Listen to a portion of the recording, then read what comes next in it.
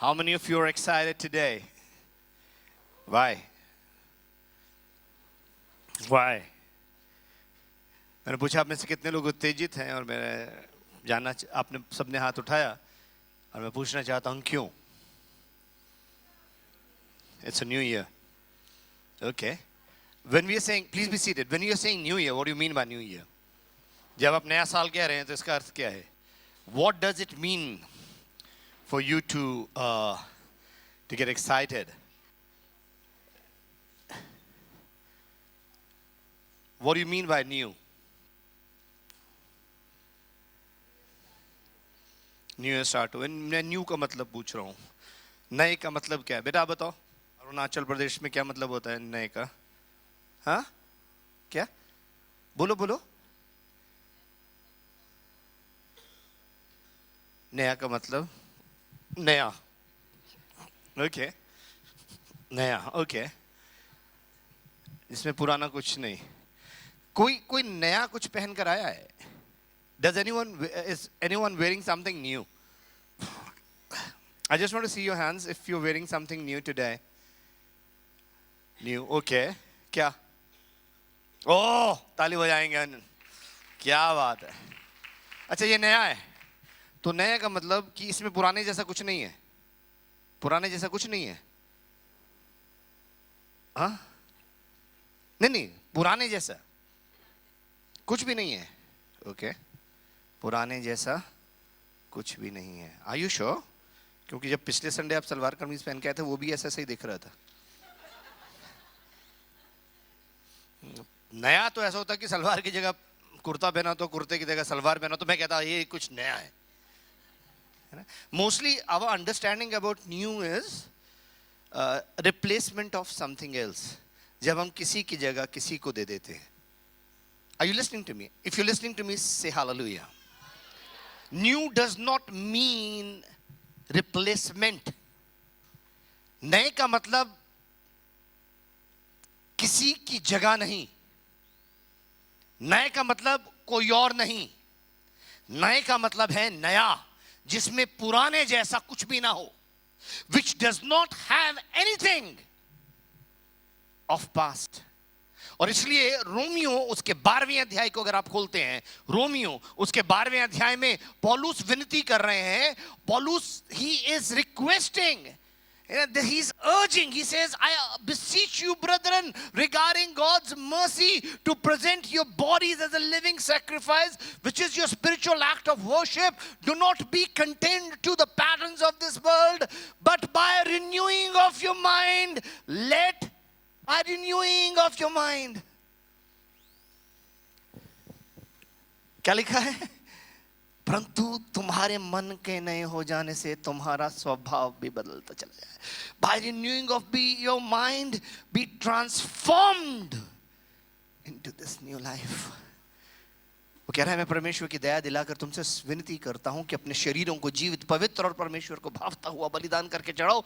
यही तुम्हारी आत्मिक सेवा है. और इस संसार के सदृश ना बनो वरन तुम्हारी बुद्धि के नए हो जाने से तुम्हारा चाल चलन, हालेलुया, दोबारा बोले, चाल चलन बदलता चला जाए. मैंने सूट पहना है. लोगों को नया लग रहा होगा. नया क्या है इसमें? पुराने सूट जैसा ही है. वही 2 बटन है, वही जैकेट है, वही पतलून है. नया इसलिए लग रहा है क्योंकि ये रिप्लेस्ड है. क्योंकि पुराना वाला शायद टाइट हो गया, क्यों मोटा हो गया है ना. पुराना वाला शायद उतना सुंदर नहीं दिख रहा होगा, इसलिए मैं ये नया ले आया. कितने लोग हैं जो नई मम्मी लेकर आएंगे? आपके पापा लोग एक्साइटेड हो जाएंगे. हाँ, कोई माँ को बदल सकता है, रिप्लेस कर सकता है माँ को. हाँ, कोई बदल सकता है. चाहोगे कोई और माँ? कोई और है जो चाहेगा यार वो फिल्मी माँ मिले? फिल्मी माँ किस किस को अच्छी लगती है? फिल्मी माँ. बेटा रोटी खाई, मेरा बेटा रोटी खाई, तो थक के आए, तेरे पैर दबा दूं, तेरा सिर दबा. मेरी माँ तो ऐसी नहीं है. तो क्या कर रहा है बब्बू? अभी भी सबके बीच में है ना. But I cannot change my mother. I cannot. Because I know she can die for me. मैं जानता हूँ वो मेरे लिए मर सकती है, मेरे लिए जान दे सकती है. I cannot change her. नया, नया, नया. शुरुआत करूंगा आज थोड़ा लंबा जाएंगे हम लोग। कितने लोग लंबा चलने के लिए तैयार हैं, है ना?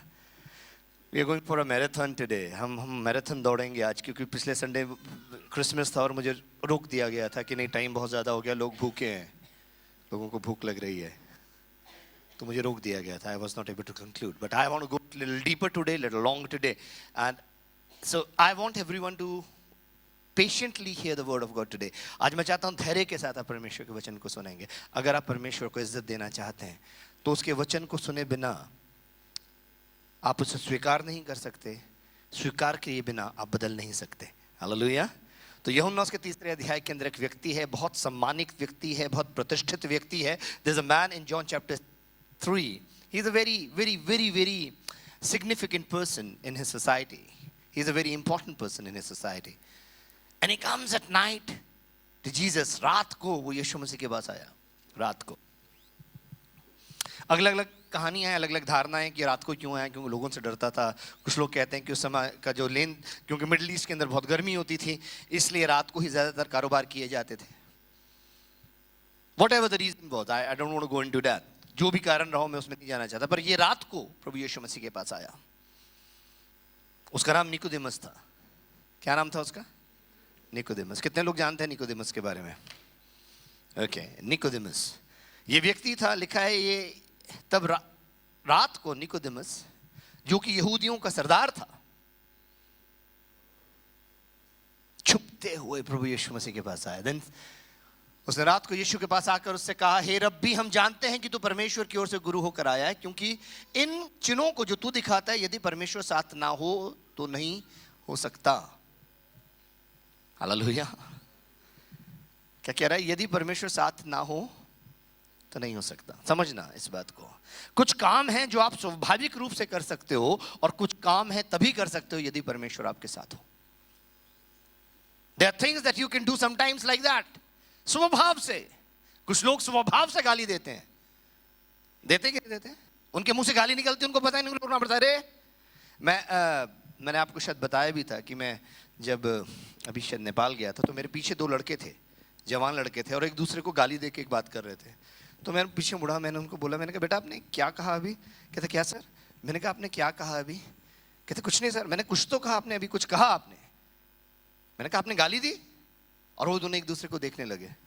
मैंने कहा पता है, जितने भी लोगों ने ये सुनी है, उन्होंने आपके लिए एक धारणा बना ली है। They were using some bad words. So I stopped and turned around and said, you know, the words that you're using, the people who have heard this, they have made an opinion about you. उन्होंने आपके लिए एक धारणा बना ली है, और कोई भी अब आपको सम्मान और इज्जत की दृष्टि से नहीं देखेगा। कोई भी आपको इस लाइन में, जिन्होंने ये बातें सुनी है, कोई भी आप पर ट्रस्ट नहीं करेगा, भरोसा नहीं करेगा, क्योंकि आपके मुंह से जो निकला है वो अच्छा नहीं है। That is not good. और दोनों ने बड़े शर्मिंदे हुए उन्होंने कहा, सर हमें आज तक किसी ने नहीं बोला, आज तक किसी ने नहीं टोका, आज तक हमें किसी ने नहीं बताया, और हम कोशिश करेंगे। दोनों ने कहा। जब हमने इमिग्रेशन क्रॉस कर लिया, दोनों आपस में कुछ बातें करते रहे। उन्होंने दोनों आके मेरे को अपोलोजाइज करने लगे। मैंने कहा मुझसे माफी मत मांगो, मैं आपको जज नहीं कर रहा था। मैंने कहा आपको एक रियलिटी बताई, एक सच्चाई बताई। हालेलुया। तो आपका बिहेवियर जो समाज में है, वो आप सोचते हैं कि सिर्फ आप जिससे बात कर रहे हैं वो उसको देख रहा है, परंतु आपके चारों तरफ हजारों आंखें हैं जो आपको देख रही हैं, और वो आपके बारे में एक ओपिनियन सेट कर लेती हैं, एक धारणा बना लेती हैं। हालेलुया। तो आप कैसे बिहेव करते हैं? कुछ तो स्वभाव के अनुसार करते हैं, जैसे नेचुरली। किसी ने, अब सोचो इन बच्चों के बचपन के बारे में सोचते हैं थोड़ी देर, इन दोनों जवानों के बारे में। They were going to Middle East, hotel industry से। कहते हमारी होटल इंडस्ट्री में ऐसे ही होता है सर। मैंने कहा बेटा, जब मैंने काम शुरू किया था, मैं यूटी से काम शुरू किया। यूटी का मतलब पता है किसी को? यूटी क्या होता है? होटल इंडस्ट्री वाले जानते हैं यूटी का मतलब क्या होता है? यूटी यूनियन टेरिटरी नहीं बेटा, होटल इंडस्ट्री वालों से पूछ रहे। यूटी का मतलब होता है जो बर्तन साफ करते हैं। मैंने कहा होटल इंडस्ट्री में मैंने वहां से काम शुरू किया था, मैंने बर्तन साफ किए। उसके बाद मेरे को जब मेरी बात हुई किसी मैनेजर से, उसने बोला आप तो बहुत अच्छी इंग्लिश बोलते हो, तो आप उन्होंने मेरे को वहाँ से निकाल कर बैकएंड में डाला, बैकएंड में टेलीफोन एक्सचेंज के अंदर डाला। टेलीफोन एक्सचेंज के अंदर से फिर मुझको सुनकर फ्रंट ऑफिस में लेकर आए। फ्रंट ऑफिस से मैं मैनेजर लेवल तक गया। जब मैं पढ़ रहा था, this is the time when I was studying, जब मैं पढ़ रहा था, मैंने कहा मुझे मत समझाओ इसके बारे में और आपको मुझसे माफी मांगने की जरूरत नहीं है। तो अब इन बच्चों के थोड़े, इन लड़कों की थोड़े बचपन के बारे में बात करते हैं। कितने लोग ऐसा सोचते हैं कि इन्होंने ट्यूशन ली होगी गालियों की, किसी क्लास कोर्स ज्वाइन किया होगा, आओ हम आइलेट्स में गालियां सीखें। हाँ, सीखी होगी उन्होंने जाके, आपको लगता है? कहां से सीखी होगी उन्होंने गालियां? Hello, okay. कितने लोग गालियां देनी जानते हैं? ओके, एक ही सच्चा आदमी बैठा, 2 3 4 5 6 7 8। अच्छा, अब एक और सवाल पूछूंगा, कितने लोगों ने हाल ही में गालियां दी हैं? 1 2 3 4 5 6 7 8। ओके, कहीं कोई अच्छी सी गाली दिखाओ मुझे आज, नई वाली। कोई सिखाएगा? क्यों? यहां पे क्यों नहीं? यहां पे क्यों नहीं? यहां पे क्या फर्क पड़ जाएगा अगर यहां पे गाली दोगे? यहां पर आपने एक इमेज बना रखी है, समझना इस बात को। यहां पर आपने एक इमेज बना रखी है, और इमेज क्या है कि हम बड़े धर्मी हैं, हम चर्च आते हैं, हम प्रार्थना करते हैं, हम ऐसे लोग नहीं हैं, पर हम ऐसे लोग हैं। समझना इस बात को। अभी वो प्रेशर हमारे ऊपर नहीं पड़ा, अभी किसी ने हमें प्रोवोक नहीं किया, अभी किसी ने हमें गलत साइड पर रब नहीं किया। अभी यहां पर माहौल कैसा है? हालेलुया, तो सब हाले, है ना? थोड़ा सा बाहर निकलो, थोड़ा सा कोई आपको छेड़ दे, तुम्हें पता है हम कौन है, सब चीजें बाहर निकलनी शुरू हो जाती हैं। What I'm trying to tell you is कि ये व्यक्ति जिसका नाम निकोदेमस है, ये स्वभाव से प्रभु यीशु मसीह के पास आ रहा है और आकर उसको कह रहा है कि जो काम तू करता है, ध्यान से सुनना, यदि परमेश्वर साथ ना हो तो नहीं हो सकता। कुछ काम आप स्वभाव के अनुसार करते हैं और कुछ काम करने के लिए आपको अस्वाभाविक अलौकिक सामर्थ्य की जरूरत पड़ती है। गाली देना स्वभाव के अनुसार है, गाली ना देना, हालेलुया, अलौकिक है। हालेलुया। इसलिए प्रभु यीशु मसीह ने कहा था, यदि कोई तुम्हारी निंदा करे, निंदा का जवाब निंदा से मत देना। क्या कहा था? निंदा का जवाब निंदा से मत देना, निंदा का जवाब प्रार्थना से देना। Hallelujah. There's a different way of living. एक अलग तरीका है जीने का। कुछ लोग स्वभाव के अनुसार जीते हैं और कुछ लोग स्वभाव को मार देते हैं। हालेलुया। और अलौकिक तरीके से जीते हैं। और प्रभु यीशु मसीह की इस बात को पहचान कर ये सम्मानित व्यक्ति, ये प्रतिष्ठित व्यक्ति, ये जो एक कबीले का सरदार था, यहूदियों का सरदार था, ये प्रभु यीशु मसीह के पास आया और आकर कहने लगा, हम जानते हैं। उसने क्या नोटिस किया? प्रभु यीशु मसीह कुछ तो नोटिस किया होगा, कुछ तो उसमें फर्क होगा। हालेलुया। ये स्वाभाविक नहीं है। हालेलुया। ये स्वभाव के अनुसार काम नहीं करता, ये जो काम करता है वो अलग है। Hallelujah, hallelujah. As children of God, और परमेश्वर की संतान होने की वजह से आपका और मेरा स्वभाव कैसा होना चाहिए? फिर कितने लोग उनके लिए प्रार्थना करते हैं जो उनके लिए निंदा कर, जो आपकी निंदा, आपको पता है ये व्यक्ति मेरी निंदा करता है। हाँ, कितने लोग जानते हैं कि कोई आपकी निंदा करता है? ओके, आप जानते हो। और आप में से कितने लोग हैं कि आप निंदा का बदला निंदा से देते हो? हम सभी, मेजॉरिटी ऑफ पीपल। हालेलुया। आपको पता चला कि आपकी, और आपको पता उसने आपके बारे में हो ऐसा बोला, वाह वाह वाह वाह वाह, वेरी सैड, है ना? अरे तुम्हें क्या पता, मैं तुम्हें उसके बारे में बताता हूं। We are not supposed to curse the people who curse us. जो हमें श्राप देते, हमें क्या कहा गया था? जो तुम्हें श्राप दे क्या करना? ये नया है। समझ रहे हैं? ये नया है। और इस नए को देखकर यीशु मसीह के पास वो आया रात को छुपता हुआ यीशु मसीह के पास आया, यीशु मसीह से कहने लगा। और प्रभु यीशु मसीह ने फिर, अगर आप जाएंगे अगले पद में, तीसरे पद में प्रभु यीशु मसीह ने लिखा है, यीशु ने उसको उत्तर दिया, जीसस आंसर्ड,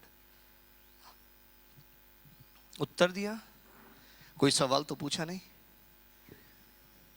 वापस जाएंगे दूसरे पद पर, दूसरे पद में क्या लिखा है? उसने कहा, उसने रात को यीशु के पास आकर उससे कहा, हे रब्बी, हम जानते हैं कि तो परमेश्वर की ओर से गुरु होकर के आया है, क्योंकि कोई इन चिन्हों को जो तू दिखाता है, यदि परमेश्वर साथ ना हो तो नहीं दिखा सकता। यीशु ने उसे उत्तर दिया। हालेलुया। यीशु ने उसे, ये कन्वर्सेशन हो रही है, कोई आकर उससे बात कर रहा है और यीशु उसको जवाब दे रहा है, बिना सवाल के, बिना सवाल के, बिना सवाल के। क्या आपने किसी के बिना सवाल का जवाब दिया है कभी? क्या किसी की पीड़ा को आपने बिना उसके बताए कभी महसूस किया है? क्या आपने किसी के दर्द को बिना शेयर किए महसूस किया है? यदि कोई परेशानी में था, क्या आपने उसके कहने से पहले उसकी परेशानी को समझा है? यीशु मसीह ने उसकी परेशानी को समझा, उसकी दुविधा को समझा, उसकी चिंता को समझा और उसको समझकर उत्तर दिया और कहा, निकोदेमस, निकोदेमस, निकोदेमस, जब तक तू नए सिरे से न जन्मे, तू परमेश्वर के राज्य को नहीं देख सकता। Hallelujah. He came with a question in his heart. उसके दिल के अंदर एक सवाल था, उस सवाल को लेके वो प्रभु यीशु मसीह के पास पहुंचा और यीशु मसीह ने उसको उत्तर दिया। यीशु मसीह ने उसको उत्तर दिया और वो उत्तर आपको और मुझको लाजवाब कर देगा या कर देना चाहिए। और वो उत्तर क्या था? यदि तू नए सिरे से ना जन्मे, if you are not born again, you cannot see the kingdom of God. जब तक तू नए सिरे से ना जन्मे, नए सिरे से, नए, एक स्वाभाविक रीति है जन्म लेने की और एक अलौकिक रीति है जन्म लेने की। हालेलुया। और वो अलौकिक रीति क्या है, हम जानने का प्रयास करते हैं। पहला पत्रस, उसका पहला अध्याय, उसके 23वें पद को निकाल लें। पहला पत्रस, 1 Peter chapter 1 verse 23।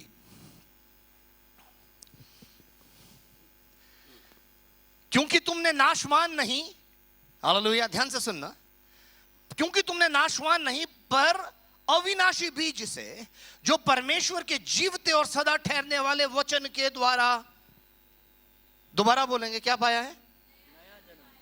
समझने की कोशिश करना। एक स्वाभाविक जन्म है जो, जिसके बारे में निकोदेमस कह रहा है, अरे मनुष्य जब बुढ़ा हो गया तो कैसे जन्म ले सकता है? क्या उसको माता के गर्भ में फिर से प्रवेश करना पड़ेगा? He is asking all these questions which are natural. These are natural questions. He is a natural man. He is a carnal man. He is asking natural questions. वो एक सामान्य व्यक्ति है और एक सामान्य सवाल पूछ रहा है, कैसे होगा, कैसे होगा, ऐसे होगा, ऐसे होगा, कैसे? क्योंकि तुमने नाशवान नहीं पर अविनाशी बीज से, बोले बीज से, जोर से बोले बीज से, अपने साथ वाले को बोलो बीज से, और बोलो अविनाशी बीज से, अविनाशी बीज से। मैंने एक तस्वीर दिखाने को कहा था। Can you show this picture? Hallelujah. बोले अविनाशी बीज से, परमेश्वर के सदा ठहरने वाले वचन के द्वारा नया जन्म पाया है। हालेलुया। दिख रहा है ये क्या है? कौन सा बीज होगा ये?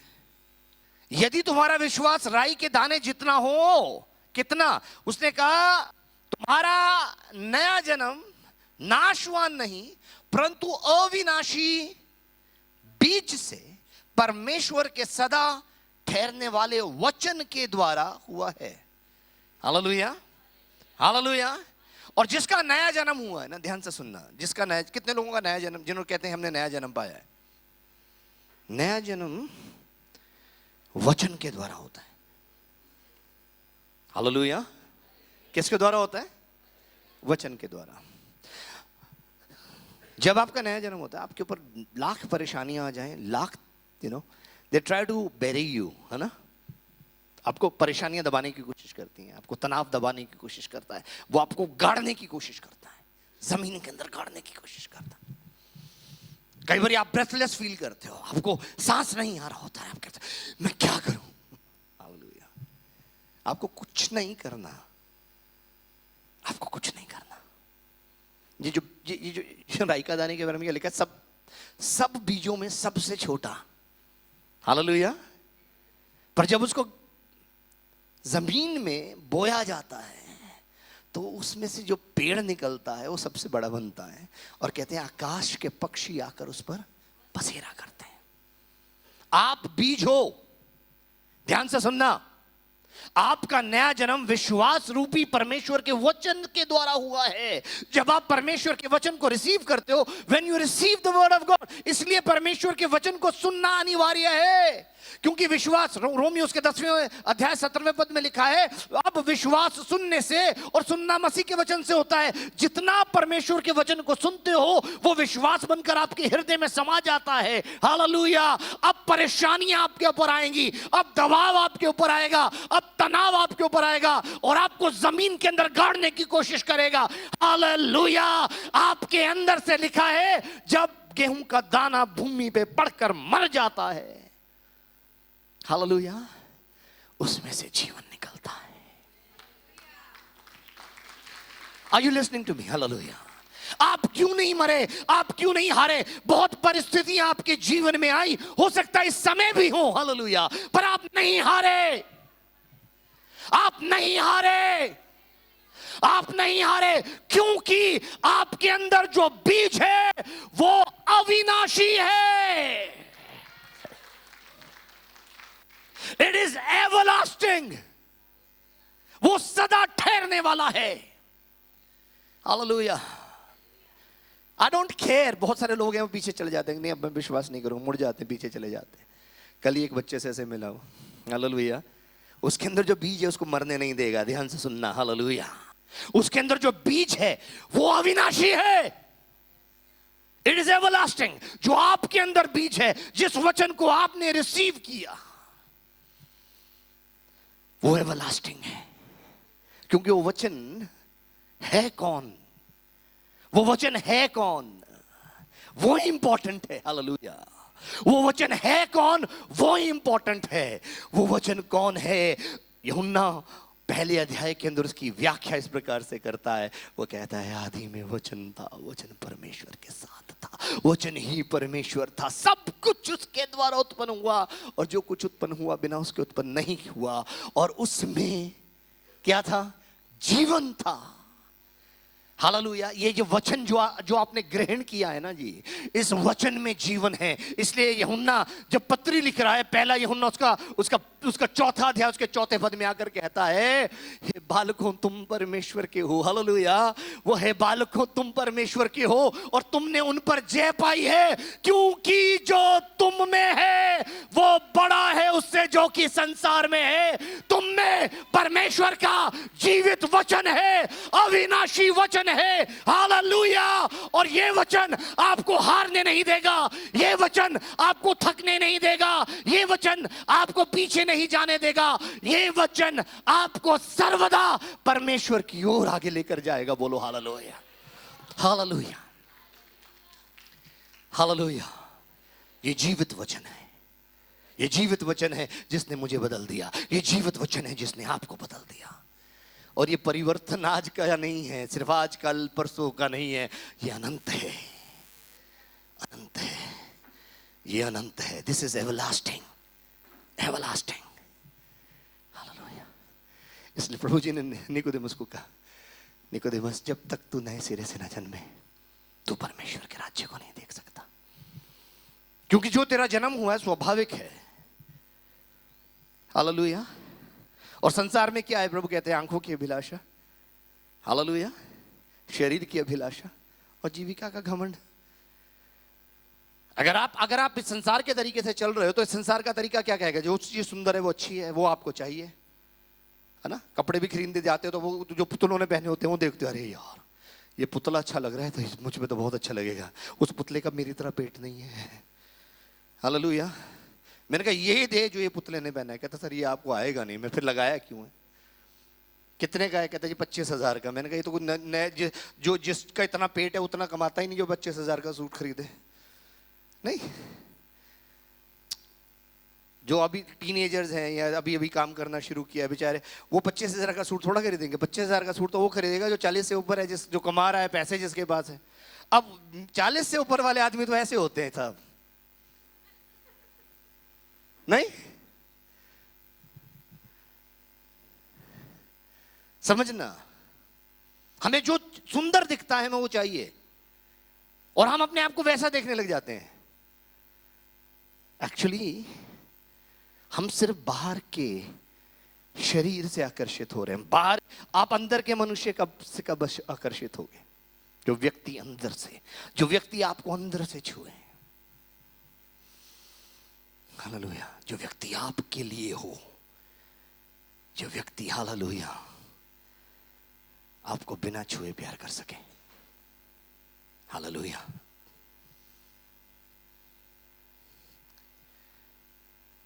निकोदेमस, जब तक तो नए सिरे से न जन्मे। कल मेरे कुछ फ्रेंड्स हैं, वो विश्वासी नहीं है, दोस्त हैं, बचपन के साथ पढ़े हैं कॉलेज के, तो मेरे को न्यू ईयर विश कर रहे थे। दिल पानी पानी पानी पानी, हम वहां दुआ में बैठे, पानी पानी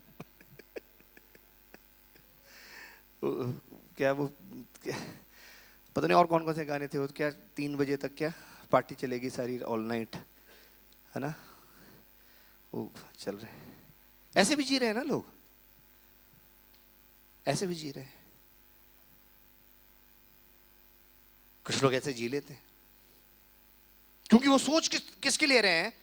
मैं पैदा हुआ, हालेलुया, और एक टाइम में जीवित रहूंगा और मैं मर जाऊंगा, बस उसके बाद हाथी घोड़ा पंछी पक्षी कुछ बन जाऊंगा, है ना, ऐसा सोचते हैं। यह सोचते हैं कुछ भी नहीं होगा, बस यहीं तक का है, जो कुछ है सफर यहीं तक का है। फिर प्रभु कहते हैं हालेलुया, ये शरीर मरता है, हालेलुया, आपकी जर्नी तो चलती है ना आगे, आप तो अविनाशी हो ना जी, आप तो खत्म नहीं हो रहे, शरीर खत्म हो रहा है, आपकी जर्नी तो आगे है। You are going to enter into eternity with God. या तो आप परमेश्वर के साथ रहेंगे या परमेश्वर रहित रहेंगे, और बहुत सारे लोगों ने परमेश्वर रहित रहना इस पृथ्वी पर शुरू कर दिया है। इट्स नॉट अबाउट रिलीजन, समझने की कोशिश करना, यह धर्म के बारे में है ही नहीं। The enemy is attacking on the concept of God. शत्रु इस समय पूरी ताकत लगाकर परमेश्वर के अस्तित्व के ऊपर प्रश्न चिन्ह लगा रहा है। I don't care about what religion you are और you come from, the enemy is trying to attack on the existence of God. वो कह रहा है परमेश्वर नाम की कोई चीज है ही नहीं। समझने की कोशिश करना, it's a dangerous time that we are living in. हम एक खतरनाक समय में जी रहे हैं जहां पर लोग कह रहे हैं परमेश्वर है नहीं, लोग परमेश्वर रहित हो रहे हैं, कह रहे परमेश्वर ही नहीं है। अच्छा, मेरे से कहने लगा परमेश्वर है ही नहीं। मैंने कहा अच्छा, मैंने कहा आप कैसे आए फिर? जी मैं माता पिता के। मैंने कहा माता पिता को बिना आ सकते हो संसार के अंदर? Can you come without your parents? आप इस संसार के अंदर आ सकते हो बिना माता पिता के? कहते नहीं। मैंने कहा अच्छा, फिर आपके माता पिता को कैसे बने? उनके माता पिता उनके माता पिता। मैंने कहा फिर एंड में कहां गए? वो भी तो नहीं, वो बंदर थे जी, वो बंदर थे। मैंने कहा आपके पूर्वज बंदर थे? मैं आप इस बात को मान सकते हो? Can you really believe? Science भी इस बात को पूरी तरीके से नहीं मानती। डार्विन ने जो थ्योरी दी है वो आकर रुक जाता है एप के बाद। वो कहता है जी पहले अमीबा था, अमीबा से मछली, मछली से ये और फिर बाद में एप बन गया। एप मंकी, अलग तरीके का मंकी ना, एप जिसकी दुम नहीं होती है, ऐसा मंकी था, वो था। उसके बाद एक और होना चाहिए यहाँ पे, फिर वो आदमी बना। तो ये तो सारे स्पीशीज खत्म हो जाने चाहिए थे। क्योंकि अगर